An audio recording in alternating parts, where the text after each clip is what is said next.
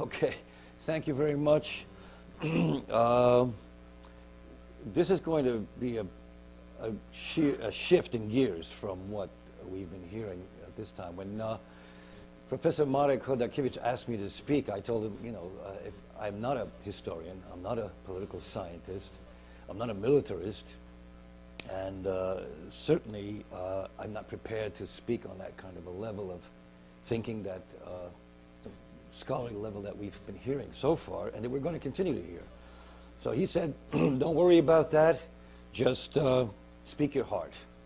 Speak your heart, talk about yourself and what you felt as what Yalta meant to you. So I thought about that and prepared what he espoused as a cri de coeur from myself, and as a community organizer, which is a pejorative term these days used, I can speak maybe from reaching out into some of my literary background, and what I did was prepare a little vignette, a little short story, so that you can all relax and just listen to a story, very personal, but just the same. It's a story coming from myself on the reflections of what all of this about Poland's history from the time of the decisions on Yalta meant to me. So here it goes. This was going to be another tense meeting of the Polish immigrant community, all presumably members of the Polish and Slavic Federal Credit Union, who came this time, once again, to demonstrate their disapproval of several board of directors of the credit union, elected by many of the same members who today wish to express their anger and remove these board members forever. Amen. I had just recently scraped through a narrow election, and by a mere 19 votes was elected and certified the new state committee man of the 50th Assembly District, representing Greenpoint, Williamsburg, Brooklyn. I only won that election because of a massive outpouring of residents from the Hasidic community. Over 5,500 votes, an unusually high turnout, unprecedented, voters passionate to vote for Kris, whatever his last name, Kris, the rock star of the Hasidic community. But in all honesty, this wasn't about me. It was about two factions of the Hasidim vying for their power base, and I was a pawn, just lucky to be on the stronger side of the internal power struggle. An instrument for the winning rabbis to say, you see, New Yorkers, it's about our ability to bring out this massive vote for whomever we want, and guess what? We always deliver. And then there were a mere couple of hundred Polish immigrants, new citizens who aspired to finally have their representative of Polish descent. Could he satisfy their Polish pride? Many of them were voting for the first time, and this they wanted me to win. The Poles, after all, were so adept at the fine art of how to lose, and here suddenly we had a winner. What now? Did our few extra votes make a difference? Was this a new feeling for some of us, released momentarily from our bondage of reinforced failure? Who could say? The meeting was being held at the Polish National Home, an icon in Greenpoint's past heritage of Polish immigrant cultural identity. It was a large, dimly lit, old dance hall with a side door that led through a narrow foyer to an adjacent room, sporting a long traditional bar ready to whet anyone's beak. And now this special meeting, and they were all special when the agenda involved removing someone from a marked position with the added prelude of the congregate's appetite for justice.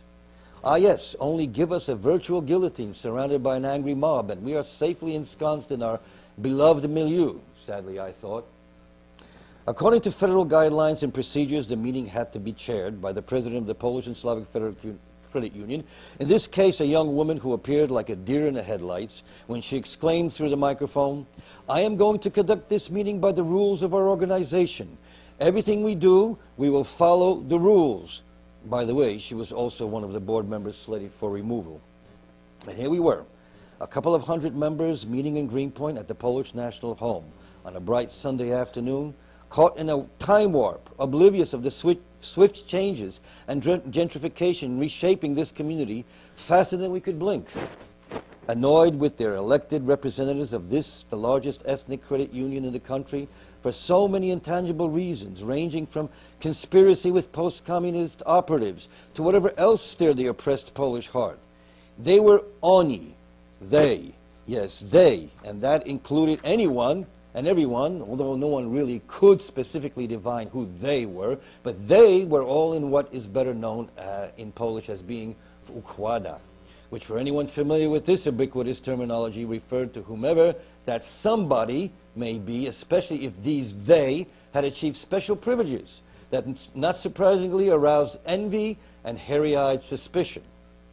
Who were these clandestine privileged individuals or cohorts, and what deceptive means did they specialize in to maneuver into positions of influence, money, while they masked their intentions through fixed smiles and darting eyes? How false Stalinist, like the not-so-real leather and fur coats that they so needed to flaunt? What myth was I falling for? And had I, over the many years working in the Polish emigre community, become attuned to a broader problem that was shaping my largest set of antennae? Or had I simply become just as paranoid about ourselves as they were? Or is all this just about immigrants, like all immigrants, scratching and clawing to survive in a foreign arena? Was it both? As I sat in the first row mulling over this assemblage, I was startled to hear my name ring out from this young lady's voice, the president of the Polish and Slavic Federal Credit Union, who along with 6 other members of the board of directors were forced to attend for possible removal by a New York State Supreme Court order validating this special meeting based on a petition signed by over several hundred members who demanded it.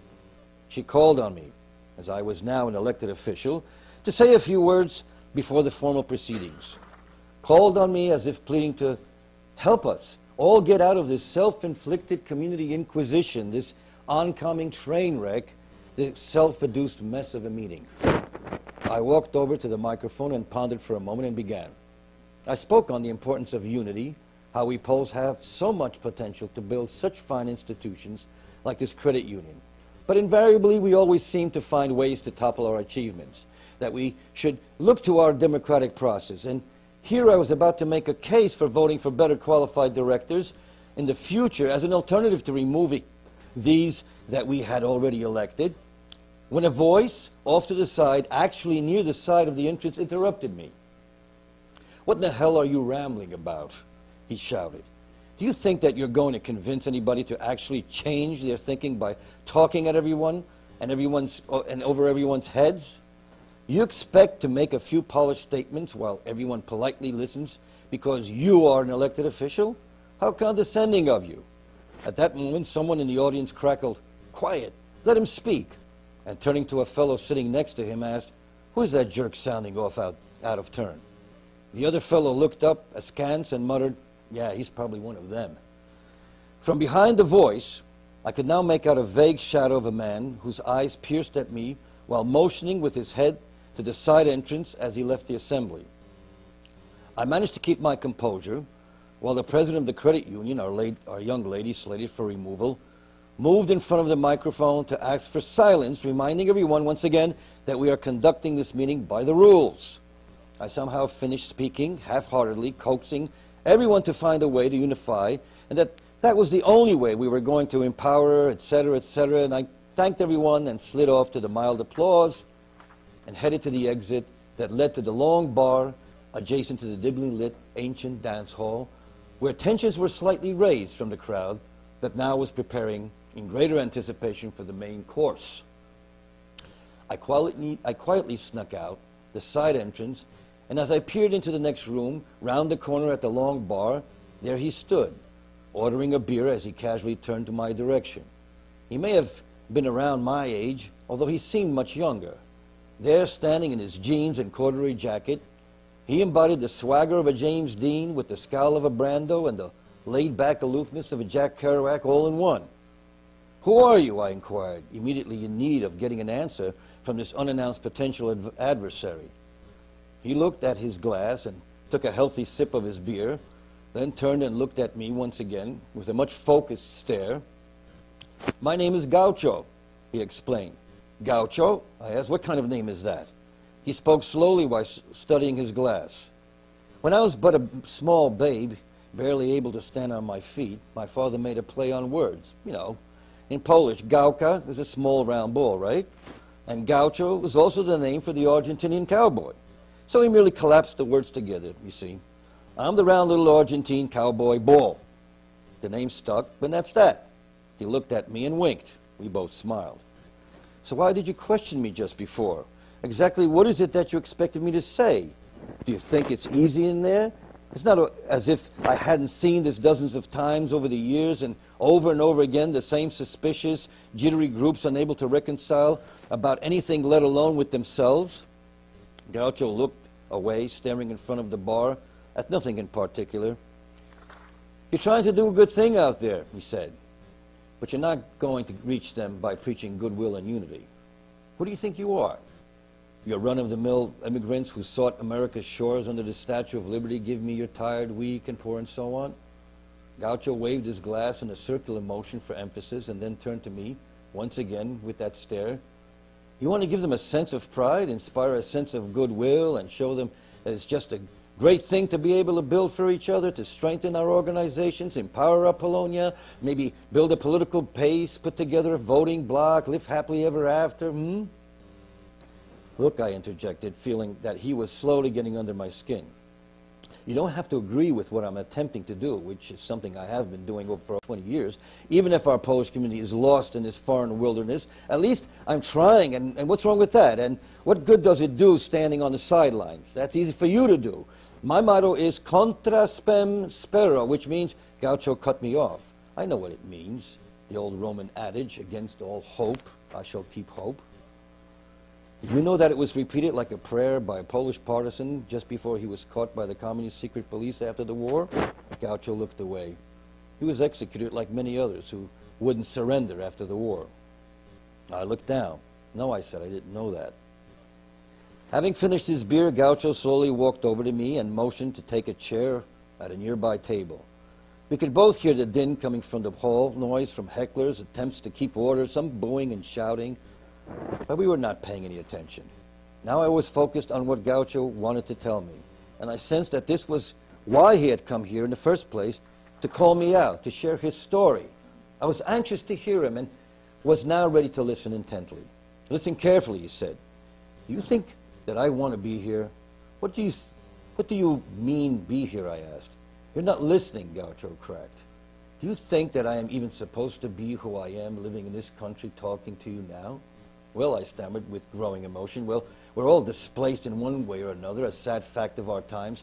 Look, Gaucho shot back impatiently, don't even try with your philosophical rants. They just bore me, okay? Now Gaucho looked away as he spoke softly. Before the war, my youthful father was so full of hope and belief in the future of his beloved homeland, so ideologically caught up in those changing, turbulent times. That was the way my mother wanted to remember him in our evening talks by the low-lit table of the quiet evenings of my childhood time spent in her company. Like many soldiers caught in the German-Soviet vice of 1939, he was captured, escaping toward the southeastern borders, exiled like so many to Murmansk, and after 2 attempts at escape, exiled even further to Arkhangelsk. Then, like so many, he was freed, found the Second Corps under General Anders. But unlike so many, or the way my mother would recall it, he found her between Persian and Egyptian sands, and by the summer of '43, they were married in Jerusalem. Theirs was a very special marriage, anchored in dark pain, transformed momentarily into a great joy, as she would recall it. She too had carried her cross through Siberian steppes, and more than that, much more than that. They were so young, how the war in the exotic North African transformed them into such a beautiful couple, even while hope was fading like the summer's light to a gray London mist. Gaucho looked up at me. Can you imagine never returning home? He sighed and continued. So after the war, it was on from Italy to England, where I, Gaucho, was born in our Polish armed forces camp, sarcastically named Beczka Śmiechu, a barrel of laughs. And by the time we reached America's shores, Poland's fate was long sealed and delivered to Stalin by the nation I was born in and the nation that was to be my homeland. Gaucho pondered for a moment, looking off into space. Did you ever think of that?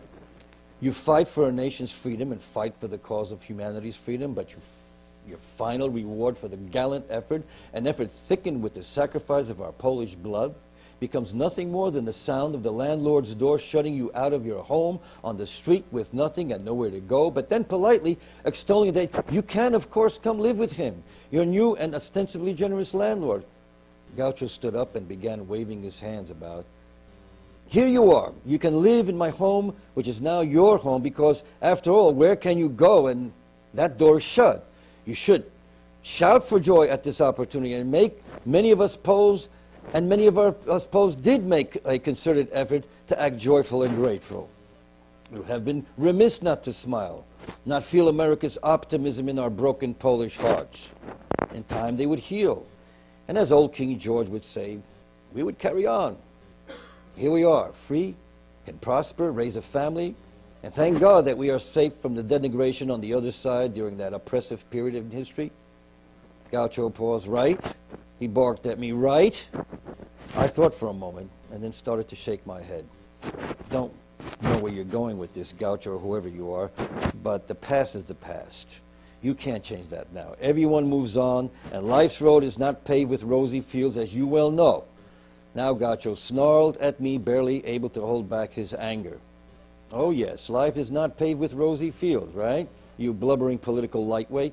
So better to forget and move on, is that right? That's right. I got up. Now, what possibly could it do anyone any good to claw at those old wounds? Those old wounds, he shot back? You call decisions that changed our Polish lives forever those old wounds, like some pieces of rubble to be carted off in garbage trucks? Is that all our history ever meant to you? Now totally exasperated, I recoiled. Well then, what is it that you want?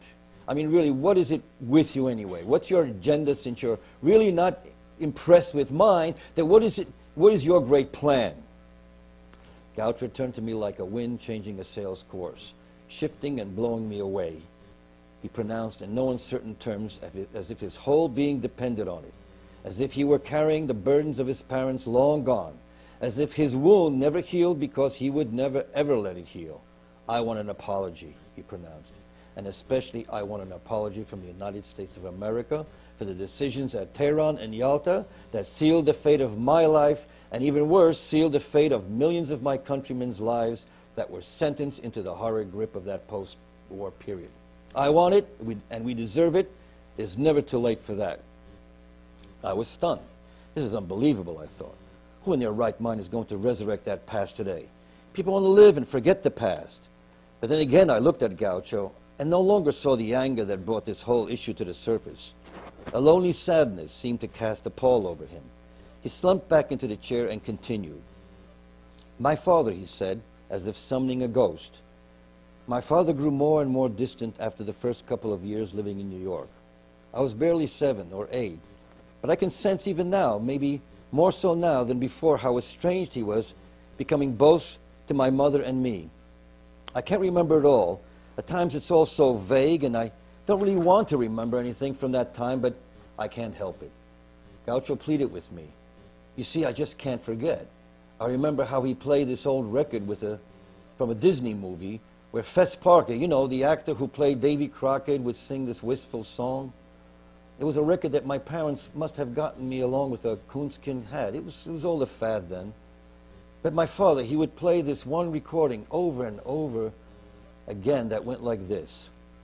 Farewell to the mountains whose mazes to me were more beautiful far than Eden could be.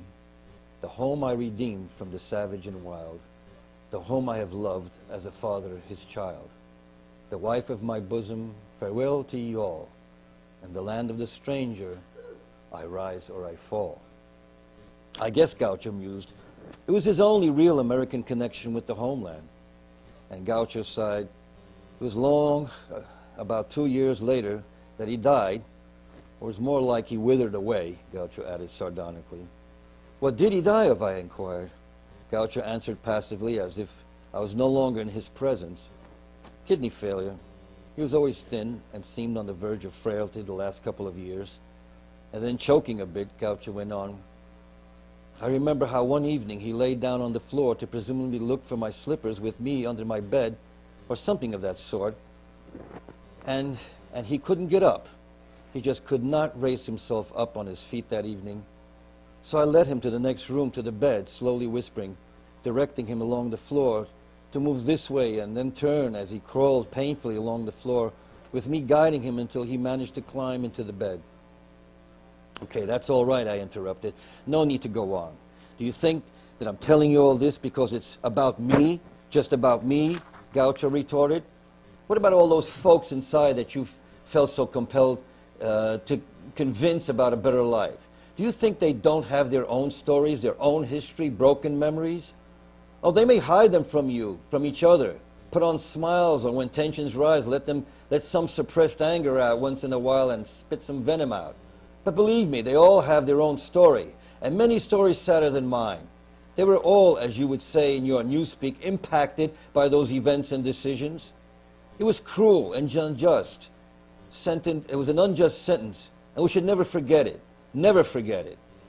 Gaucho was looking straight at me, searching for a sign of recognition and waiting with me in our silence. By the way, did you know that FDR referred to Stalin as a Christian gentleman?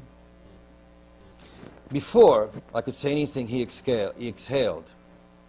And now, why don't you go in and see what your fellow rodace, our fellow countrymen, are up to? They do need your help, you know. Momentarily, I glanced at the doors to the hall and walked over and quietly opened one of the doors to take a peek inside. People were milling about, filling out some sort of ballots, ready to cast votes, standing murmuring to each other in the separate corners of the room. Someone was making a valiant but hopeless attempt at organizing a line to the registration tables. When you have registered your vote, please go back to your chair and sit down. Go back to your chairs and sit down, please. I could hear. I turned from the door and went back to the adjacent room to the long bar, but he was gone. Startled, I began looking around and quickly went over to the lady manning the bar and asked, "Did you see the man that I was talking with just a moment ago?" "Oh, yes," she answered. "He just left a minute ago." "Did you see where he went?" I called out as I opened the door to the street and looked around. But he wasn't anywhere to be seen. "Listen, proszę pani, sir, before he left, proszę pana, sir, before he left, he asked me to give this to you." She handed over a folded piece of paper. "Did he say where he was going?" I asked, knowing only full well that she had no clue. "No, he just wanted me to give you this, that's all, and then left." I walked away from the bar and sat down. I unfolded the paper and read. At the top of the note, Gaucho had scribbled, "I thought that you might also want to know that my father was a poet at heart. And lest we not forget, true poets rarely survive in captivity of any kind." And then I read his father's prayer. Królowa korona Polskiej z twarzą pociętą szablami. Queen of our Polish crown, your cheek hacked by the sword, we lift up our heads weighed down from the pain to you. You will not find an ounce of despair in us, lips tightly sealed. We pray as mortals in empty silence for a moment of faith. Year after year, we march through the night, soldiers of a tragic cause, cross upon cross left behind by the soldiers' sorrowed tracks. In our final hours, set aside the pain of this blood-filled cup, the bitterness of a lonely death, poison of betrayal. From under the rubble of my childhood church, the Cathedral of St. John, in the hour of the final battle of Warsaw's flaming walls, we ask but for one wish, the strength to endure. Queen of our Polish crown, your cheek hacked by the sword. I looked up, folded the paper and placed it in my pocket. I wanted to go home to my wife and tell her about Gaucho and call my daughters too and talk to them about this story. I stepped outside onto the street at the foot of this Polish national home and looked about at the chain streets, hipsters and more, these foreign inhabitants that have shaken my balance of this once the largest thriving Polish enclave in New York. The streets were filled with green plants, winding their way from house to house, all water-soaked and dripping along the streets, the water pouring into drainages. No, I said to myself, there will be time to go home to my wife and children. There will come a time to tell them this story, but now I must go back inside to the only constituents that are mine. And so I did, thinking and questioning as I steadily walked back in. Maybe some of them will listen and hear. Maybe some will listen. Thank you.